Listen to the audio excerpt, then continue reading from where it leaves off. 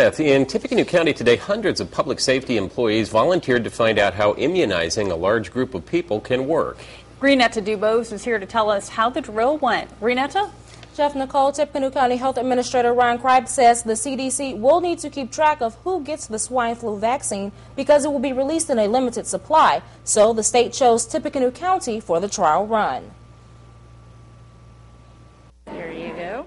430 public safety workers received 705 vaccines. Health Department Administrator Ron Kripe says the county used people who come in contact with the sick daily to get an accurate portrait of how an H1N1 mass vaccination might do in the fall. How many numbers of vaccine are at each location, how many have been administered, how many do they have on hand. Health officials vaccinated for tetanus, diphtheria, and pertussis, also known as whooping cough and meningococcal disease, the leading cause of bacterial meningitis. Lafayette Police Patrolman Mike Roberts says the drill will give the county some much-needed exposure. How to deal with a rush and large groups of people and how to set things up, and it helps in their learning and their training experiences also. Data entry is key as well. Purdue Emergency Preparedness and Planning Project Director Jefferson Howells says the state created a secure statewide computer system in order to provide the Centers for Disease Control with a list of who is inoculated. We're putting in a patient's name, address, and a contact phone number.